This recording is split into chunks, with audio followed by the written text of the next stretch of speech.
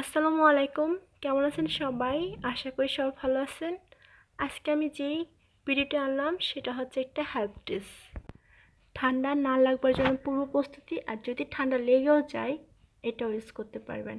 আর সবসময় যদি বাচ্চাদের বা বড়রা ইউজ করেন তাহলে ঠান্ডা কখনই লাগবে না, 100% গ্যারান্টি দিয়ে বলতে পারবো। খুব উপকারী ভিডিও, দেখবেন সবটা, স্কিপ করে দেখবেন না। এটা হচ্ছে সরষের তেল আর রসুন আর কালো জিরা দিয়ে তৈরি। অনেক উপকারী এটা তেল, মিস করবেন না। এটা আমি আমার ফ্যামিলিতে আমার বেবি বা আমার হাজব্যান্ড বা নিজেও অ্যাপ্লাই করছি, খুব উপকারী। তো যদি এই ভিডিওটা আপনাদের উপকারে এসে থাকে অবশ্যই চ্যানেলটা সাবস্ক্রাইব করবেন। তো চলুন আমি কী কী নিয়েছি এগুলো দেখিয়ে দিই। দেখুন, আমি একটা আস্ত রসুনের কোয়া নিয়ে নিয়েছি, তারপর কালো জিরা নিয়ে নিব 1.5 চা চামচের মতো,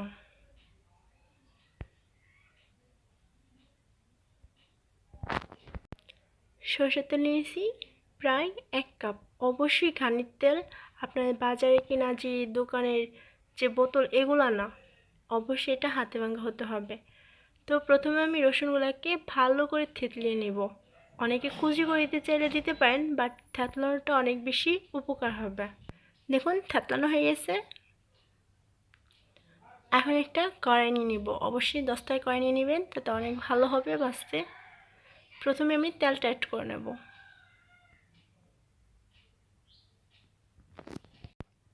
সাথে কালো জিরা,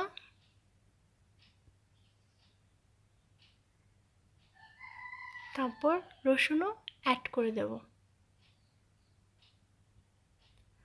এখন এগুলোকে আমি প্রায় লো আছে, মিডিয়ামও না, একেবারে লো আছে জাল দিব।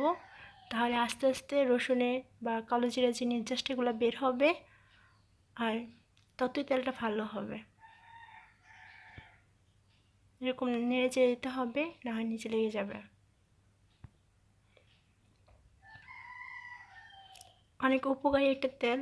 আর কালো জিরা, সেটা তো আপনারা সবাই জানেন কীরকম উপকারে আসে।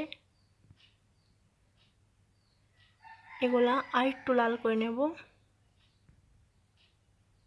দেখুন হয়ে আসছে। এখন এটা আমি একটা ছাঁকুনির সাহায্যে, দেখুন আমি একটা ছাঁকুনি নিয়েছি, এটা যে কাপে আমি তেল নিয়েছি ওই কাপটা নিয়ে নিয়েছি। এখন আমি এগুলা ছেঁকে নেব।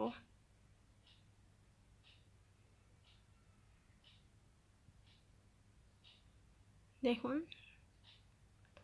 এখন দেখাবো এটা কী করে আপনি ইউজ করবেন আর সংরক্ষণ করবেন।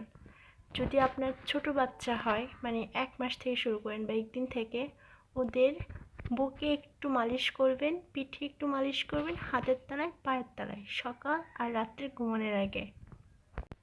আর মাথার তলায় সবসময় দিয়ে রাখবেন একটু একটু করে। আর বড়রা ইউজ করতে পারবেন সেম ওয়েতে, অনেক উপকার পাবেন। গলায়, বুকে, পিঠে, হাতের তলায়, পায়ের তলায় একটু ঘষে নেবেন। আর এটা সংরক্ষণ করবেন অবশ্যই একটা এয়ারটাইট বোতলে, যাতে গ্যাসটা চলে না যায়। বড় মানে বেশি করে বানালে একটা বড় বোতলে নিয়ে নেবেন, আর একটা ছোটো বোতলে ঢেলে একটু নিয়ে রাখবেন। ছোটোটা শেষ হলে আবার বড়টার থেকে নিয়ে নেবেন। তো এটা কিন্তু অবশ্যই উপকারী একটা ভিডিও। যদি ভালো লেগে থাকে অবশ্যই চ্যানেলটা সাবস্ক্রাইব করবেন আর বেল আইকনে প্রেস করে রাখবেন, যাতে সবার আগে দেখতে পারেন। ভালো থাকবেন সবাই, আল্লাহ হাফেজ।